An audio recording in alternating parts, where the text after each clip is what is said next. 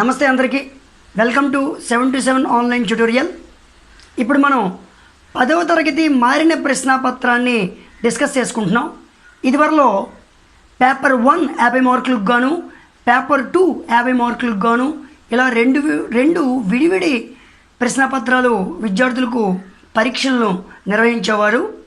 కానీ ఇప్పుడు కరోనా కారణంగా ఈ లాక్డౌన్ నేపథ్యంలో రెండు పేపర్లను మదింపు చేసి రెండింటినీ కలిపి అంటే పేపర్ 1 పేపర్ 2 చాప్టర్స్ అన్నింటినీ కలిపి ఒకే ప్రశ్నాపత్రాన్ని 14 చాప్టర్ల పైన గణిత శాస్త్రంలో ఉన్న ఈ 14 చాప్టర్స్ పైన ఒక ఎగ్జామినేషను ఒకే పేపర్ 100 మార్క్స్కి కండక్ట్ చేస్తున్నారు. ఆ మారిన ప్రశ్నాపత్రాన్ని ఇప్పుడు మనం డిస్కస్ చేసుకుంటున్నాం. ఇప్పుడు 10వ తరగతి గణిత శాస్త్రంలో 14 చాప్టర్ల పైన ఏ రకాల ప్రశ్నలు వస్తున్నాయో ఇప్పుడు మనం చూస్తున్నాం. ఈ మారిన ప్రశ్నాపత్రం మొత్తం 100 మార్కులకు ఉంటుందండి. ఈ 100 మార్కుల తోలుగా ప్రశ్నలు ఎన్ని రకాలైతే వస్తాయంటే ఇదివరకులాగే హాఫ్ మార్క్ బిట్ ఉండేది, అది ఇప్పుడు 1 మార్క్ ఆబ్జెక్టివ్ టైప్ క్వశ్చన్స్గా మారాయండి. ఇందులో ఈ ఆబ్జెక్టివ్ టైప్ అంటే లక్ష్యాత్మక సమాధాన ప్రశ్నలు అనేవి 12 ఇస్తున్నాడు. 12 ఒకట్ల 12 మార్కులకండి. తర్వాత అతి స్వల్ప సమాధాన ప్రశ్నలు, వెరీ షార్ట్ ఆన్సర్స్. ఈ వెరీ షార్ట్ ఆన్సర్స్ అనేవి 8 ఇస్తున్నారు. ఒక్కొక్క ప్రశ్నకి 2 మార్కులు, 8 16 మార్కులు అండి. తర్వాత స్వల్ప సమాధాన ప్రశ్నలు, షార్ట్ ఆన్సర్ క్వశ్చన్స్, ఇవి కూడా 8 ఉంటాయి. ఒక్కొక్క దానికి 4 మార్కులు, 8 4 32 మార్కులు. ఇంతవరకు మనకి 60 మార్కులకు గాను పూర్తయిందండి. ఇంతవరకు 60 మార్కులకి పూర్తయింది ఈ 3 విభాగాల్లో. తర్వాత ఉండేదే వ్యాసరూప సమాధాన ప్రశ్నలు, ఎస్ఏ టైప్ క్వశ్చన్స్. ఇవి 5 ప్రశ్నలు ఇస్తున్నారు. 5 8 40 మార్కులు కండి. ఇదివరకు ఆబ్జెక్టివ్ టైప్ ప్రశ్నలు, వెరీ షార్ట్ ఆన్సర్స్ ఇది 60 మార్కులకి, ఎస్ఏ టైప్ క్వశ్చన్స్ 40 మార్కులకి. ఈ రెండు కలిపి 100 మార్కులకు గాను ప్రశ్నాపత్రాన్ని రూపొందిస్తున్నారు. అయితే ఈ వ్యాసరూప సమాధాన ప్రశ్నల్లో మాత్రమే చాయిస్ అనేది ఉంటుంది. అది కూడా అంతర్గత ఎంపిక విధానం అంటే ఇంటర్నల్ చాయిస్ ఉంటుందండి. 5 క్వశ్చన్స్ ఉంటాయి. ఒక్కొక్క క్వశ్చన్లో ఏ ఆర్ బి అని ఉంటాయండి. ఏదో ఒక విభాగం నుంచి మనము ప్రశ్నలను ఎంచుకోవాల్సి ఉంటుందండి. అయితే ఈ 1వ ప్రశ్న నుంచి ఈ వ్యాసరూప సమాధాన ప్రశ్నలు వచ్చినంత వరకు అంటే 28 ప్రశ్నల వరకు కూడా ఎటువంటి చాయిస్ ఉండదండి. ఫస్ట్ మొట్టమొదట 12 ప్రశ్నలు, తర్వాత 8 ప్రశ్నలు, తర్వాత 8 ప్రశ్నలు. ఇవన్నీ కూడా 28 ప్రశ్నలకి ఎటువంటి చాయిస్ ఉండదు. తర్వాత 29వ ప్రశ్న, 28వ ప్రశ్న, 30, 29, 30, 31, 32, 33 ఈ 5 ప్రశ్నలకు కూడా అంతర్గత ఎంపిక విధానము అంటే ఇంటర్నల్ చాయిస్ అనేది ఉంటుంది. అయితే ఈ 5 ప్రశ్నల్లో కూడా పేపర్ 1 నుంచి 2 ప్రశ్నలు, పేపర్ 2 నుంచి 2 ప్రశ్నలు అంటే 29, 30 పేపర్ 1 నుంచి వస్తాయి. 31, 32 పేపర్ 2 నుంచి వస్తాయండి. 33వ ప్రశ్న మాత్రం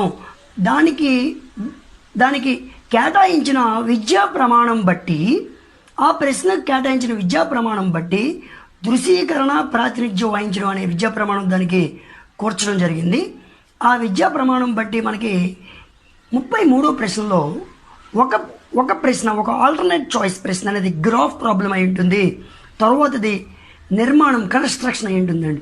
గ్రాఫ్ ప్రాబ్లం అనేది పేపర్ 1 నుంచి 3rd చాప్టర్, నిర్మాణం అనేది 8th చాప్టర్ సిమిలర్ ట్రయాంగిల్ నుంచి నిర్మాణం ఇవ్వచ్చు, లేదా 9వ చాప్టర్ ఈ tangent and secant of a circle అనే చాప్టర్ నుంచి కూడా మనకి నిర్మాణం వచ్చే అవకాశం అనేది ఉందండి.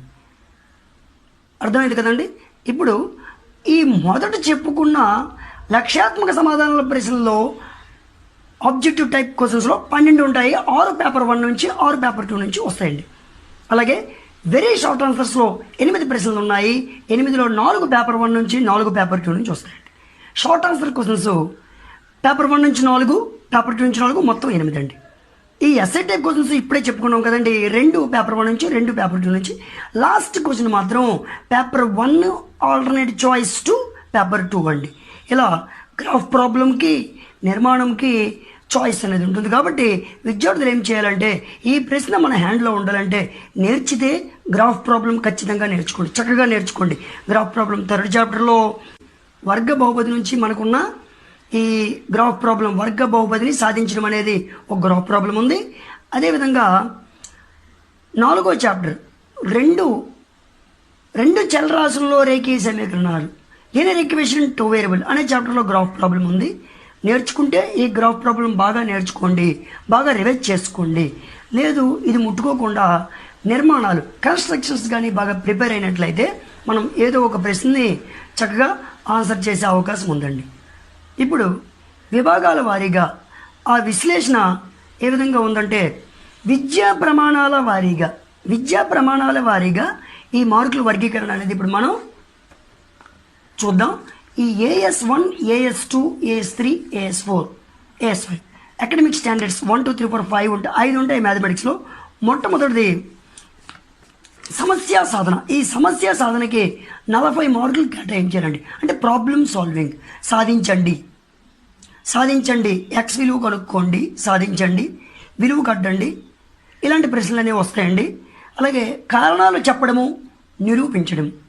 నిరూపించడంలో కారణాలు చెప్పడంలో ప్రశ్నలు అదే విధంగా వచ్చే అవకాశం ఉందండి. ఫర్ ఎగ్జాంపుల్కి మనం మాట్లాడితే షో దట్ అని అంటాడండి. చూపించుము లేదా ప్రూవ్ దట్, నిరూపించుము అని అడుగుతుంటాడు. ఏ క్రైటీరియన్ సిమిలారిటీని ఏ అని అనవచ్చా అనే ప్రశ్నలు ఈ కారణాలు ఉదాహరణగా చెప్పుకుంటున్నాం. కారణాలు చెప్పడం, నిరూపణ అనే దానికి 20 మార్కులు కేటాయించారండి. తర్వాత వ్యక్తీకరించడానికి 10 మార్కులు ఇచ్చారండి.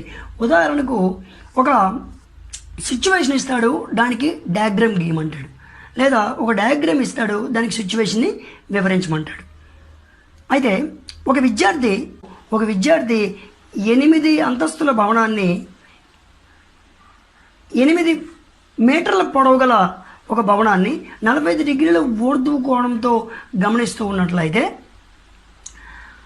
అక్కడ భవన పాదం నుంచి విద్యార్థి నిలబడే స్థానానికి దూరం ఎంత అని అడిగేటప్పుడు ఇక్కడ ఈ సందర్భానికి బొమ్మను గీయమని అడుగుతాడండి. ఈ విధంగా వ్యక్తీకరించడం, ఎక్స్ప్రెస్ చేయడం అనేది దీనికి 10 మార్కులు కేటాయించారండి. అనుసంధానాలండి.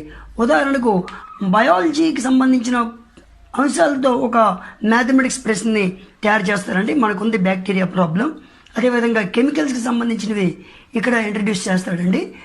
అదేవిధంగా సాంఘిక శాస్త్రానికి సంబంధించిన కొన్ని అంశాలను రాజ్యాంగ గణన అవ్వచ్చు, అదేవిధంగా జనాభా గణన అవ్వచ్చు, వాటిని ఉపయోగించుకొని సాంఘిక శాస్త్రంతో ఒక ప్రశ్నలు తయారు చేసే అవకాశం ఉంది.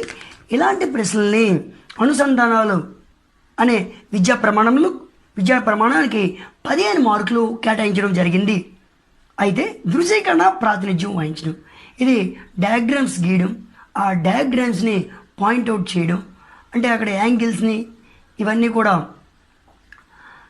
చేతి వేళ్ల నైపుణ్యాలు, అంటే గ్రాఫ్ లెక్క చేయడం కూడా ఈ దృశ్యీకరణ ప్రాతినిధ్యం వహించడంలోకి వస్తుంది.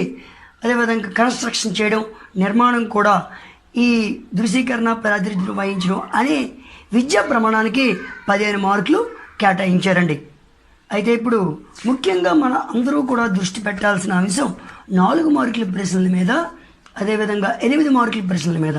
ఎందుకంటే 4 మార్కుల ప్రశ్నలు 8 వస్తున్నాయి, 8 4 32.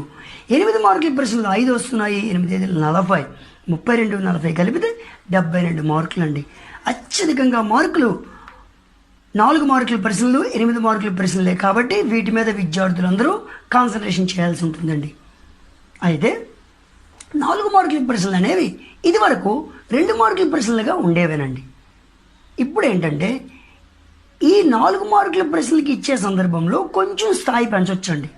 అంటే 2 మార్కుల ప్రశ్నలకి ఇంతకుముందు ఇచ్చేవాడు కాబట్టి ఇప్పుడు 4 మార్కులు కడుతున్నాడు కాబట్టి దాని స్థాయిని పెంచే అవకాశం ఉంది. కానీ ఇక్కడ చాప్టర్స్ ఎక్కువ ఉన్నాయి కాబట్టి మంచి ఇంపార్టెంట్ ప్రశ్నలనే ఎగ్జామినర్ పేపర్ సెట్టర్ ఎంచుకునే అవకాశం ఉంది.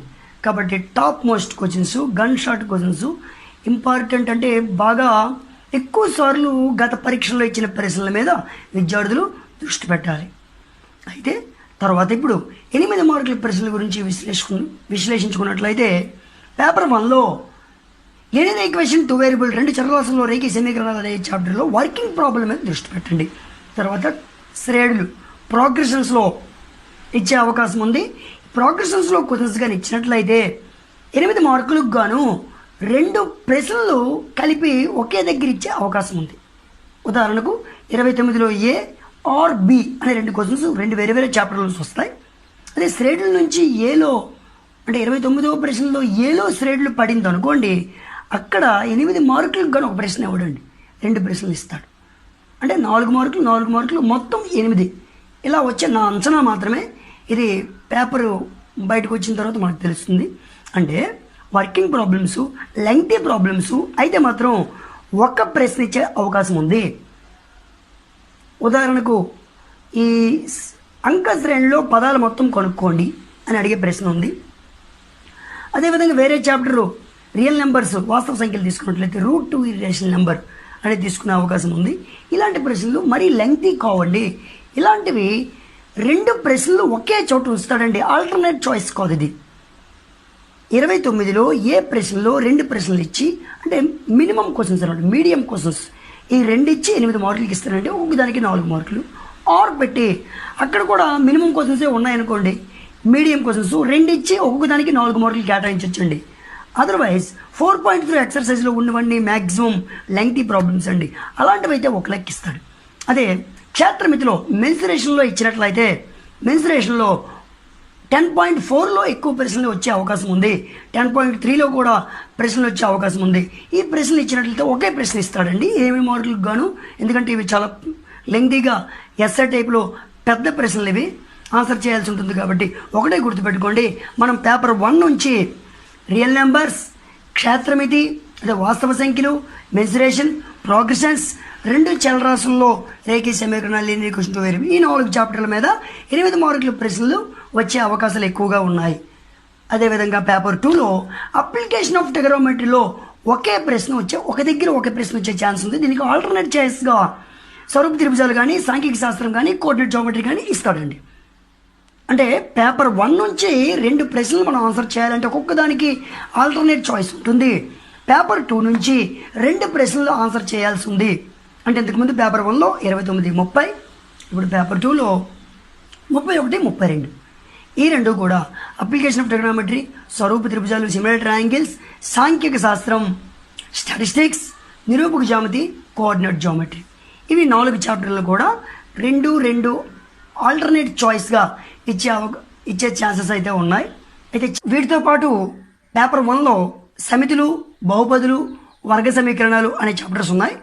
సమితులు చాలా ఈజీ చాప్టర్ అండి. అందులో మనకి 2.5 ఎక్సర్సైజ్లో ఒక ప్రాబ్లం ఉంటుంది. అది ఎప్పుడూ పబ్లిక్ ఎగ్జామ్లో ఇస్తూనే ఉన్నాడు. ఎక్స్ సచ్ దట్ ఎక్స్ అనేది ఒక సరి సంఖ్య, ఎక్స్ సచ్ దట్ ఎక్స్ అనేది ఒక బేస్ సంఖ్య, ఎక్స్ అనేది ఒక ప్రధాన సంఖ్య, ఆ ప్రాబ్లం ఉంది. అది చాలా ఇంపార్టెంట్. ఇది దాని కింద ఏంటంటే A intersection B, union B, A minus B, B minus A అని క్వశ్చన్స్ ఇస్తాడు. ఒక్కొక్క దానికి ఒక్కొక్క మార్కు ఉండేది. ఇలాంటి క్వశ్చన్ ఇస్తే మాత్రం దీనికి కాంబినేషన్గా మరొకటి కలిపి 8 మార్కులకి ఇచ్చే ఛాన్స్ ఉంది. 3వ చాప్టర్ బహుపదుల్లో అయితే మాత్రం 8 మార్కుల ప్రశ్న వచ్చే అవకాశం లేదు. ఎందుకంటే ఇది గ్రాఫ్ లెక్క ఆల్రెడీ ఇస్తున్నాడు కాబట్టి ఇందులో ఇవ్వడండి. 5th చాప్టర్ తీసుకుంటే వర్గ సమీకరణాలు, క్వాడ్రాటిక్ ఈక్వేషన్లో 5.3లో వర్కింగ్ ప్రాబ్లమ్స్ ఉన్నాయి. అవి చాలా చాలా ఇంపార్టెంట్. అందులో మైసూర్ బెంగళూరు లెక్క ఒకటి ఉంది, ఆ లెక్క చాలా ఇంపార్టెంట్ అండి. అయితే పేపర్ 2 తీసుకున్నట్లయితే ఇంతకుముందు చెప్పుకున్న 4 చాప్టర్స్తో పాటు వృత్తాలకు స్పర్శరేఖలు, ఛేదన రేఖలు అనే చాప్టర్ నుంచి 9.3 ఎక్సర్సైజ్లో పెద్ద పెద్ద లెక్కలు ఉన్నాయి. ఆ లెక్కలతో పాటు ఎగ్జాంపుల్ 1, 2, 3 ప్రాబ్లమ్స్ కూడా చాలా ఇంపార్టెంట్. ఇవి ఏవి ఇచ్చినా సరే 8 మార్కులకి డైరెక్ట్గా 1 క్వశ్చన్ ఇచ్చే ఛాన్స్ ఉంది.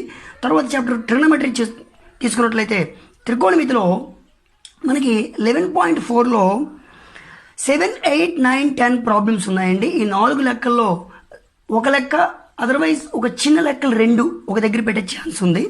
నెక్స్ట్ సంభావిత తీసుకున్నట్లయితే మనకి ప్రాబబిలిటీ చాప్టర్లో ప్లేయింగ్ కార్డ్స్ ప్రాబ్లమ్స్ ఉన్నాయి. అదేవిధంగా 2 dice at a time throw చేసే ప్రాబ్లం ఒకటి ఉంది. వీటిని ఏంటంటే ఏ ప్రశ్న ఇచ్చినా సరే ఇందులో 4 క్వశ్చన్స్ ఇస్తారండి. 4 రెళ్ళు 8 మార్కులకు కానీ 4 ఒకటిలో 4 ఇవ్వచ్చు. అలా ఇస్తే మరో క్వశ్చన్ యాడ్ చేస్తాడు. అలా ఇవ్వకపోయినట్లయితే ప్లేయింగ్ కార్డ్స్ కానీ, తర్వాత రైజ్ కాయిన్స్ ప్రాబ్లం కానీ, అంటే నాణ్యాన్ని ఎగరవేసే లెక్క కానీ, పాచికలు లెక్క కానీ, డైస్ కానీ ఏదైనా ఒక కంటెంట్ ఇచ్చి దాని కింద 8 క్వశ్చన్స్ ఇచ్చినట్లయితే 8 మార్క్స్ ఇస్తాడండి. ఈ విధంగా ఇంతకుముందు చెప్పుకున్న పేపర్ 1 పేపర్ 2లో 4 చాప్టర్స్తో పాటు ఈ 3 చాప్టర్స్ మీద కూడా బాగా దృష్టి పెట్టగలరు. చివరిగా 33వ ప్రశ్న. ఈ 33వ ప్రశ్న ఇదివరకు ఇదే వీడియోలో చెప్పడం జరిగింది. Graph problem or construction. కాబట్టి గ్రాఫ్ మీద దృష్టి పెట్టిన వాళ్ళు నిర్మాణాల మీద దృష్టి పెట్టక్కర్లేదు. నిర్మాణాలు బాగా దృష్టి పెట్టి బాగా ప్రిపేర్ అవుతున్న వాళ్ళు గ్రాఫ్ ప్రాబ్లం ప్రిపేర్ అవ్వక్కర్లేదు. అయితే ముఖ్యంగా ఈ నెల 10 రోజులు టైం ఉంది. ఈ నెల 10 రోజులని విద్యార్థులందరూ చక్కగా ఉపయోగించుకున్నట్లయితే ఒక మంచి షెడ్యూల్తో, డే షెడ్యూలు, వీక్ షెడ్యూలు, అయితే ప్రతిరోజు మనం 7 చాప్టర్లు 7 సబ్జెక్ట్స్ ఉన్నాయి. ఈ 7 సబ్జెక్ట్స్ కూడా మనం ఒక ప్లాన్గా కానీ ప్రిపేర్ అయినట్లయితే ఈ 7 సబ్జెక్టులకి 7 గంటలు కేటాయించి, ఫిజిక్స్కి ఒక అరగంట ఎక్స్ట్రా, అదే మ్యాథమెటిక్స్కి ఒక అరగంట ఎక్సెస్ కేటాయిస్తే 8 గంటల ప్రిపరేషన్ అనేది చేస్తూ, ఇంకా ఈ మన 7 to 7 ఆన్లైన్ ట్యూటోరియల్ యూట్యూబ్ ఛానల్లో పెట్టిన వీడియోల్ని చూస్తూ ప్రిపేర్ అవుతూ, అదేవిధంగా ఇతరత్ర మీ ఉపాధ్యాయులు షేర్ చేసిన వాట్సాప్లో పెట్టిన ప్రశ్న పత్రాలని సాల్వ్ చేయడానికి మరో 2-3 గంటలు కేటాయిస్తే ఓవరాల్గా 8+2 10 గంటల ప్రిపరేషన్ అనేది చాలా కష్టసాధ్యమైందే. కానీ ఆ కష్టమైన ప్రిపరేషన్ని మీరు ఇష్టంగా చేసినట్లయితే మీరు ఖచ్చితంగా 10/10 మార్కులని వస్తాయని నేను ఆశిస్తున్నాను. మీ అందరూ కూడా మన 7 to 7 ఆన్లైన్ ట్యూటోరియల్ని ఎంకరేజ్ చేస్తూ మీ యొక్క అభిప్రాయాల్ని కామెంట్ రూపంలో తెలియజేస్తూ ఈ ప్రశ్నాపత్ర విశ్లేషణని జాగ్రత్తగా అవగాహన చేసుకొని 4 మార్కుల ప్రశ్నల మీద 8 మార్కుల ప్రశ్నల మీద బాగా దృష్టి పెట్టి 10/10 తీసుకురావాలనుకున్న వాళ్ళు ఖచ్చితంగా 10/10 మార్కులతో ఉత్తీర్ణులు అవుతారని ఆశిస్తూ అందరికీ శుభాకాంక్షలు తెలియజేస్తూ ముగించుకుంటున్నాను. ధన్యవాదాలు. నమస్తే.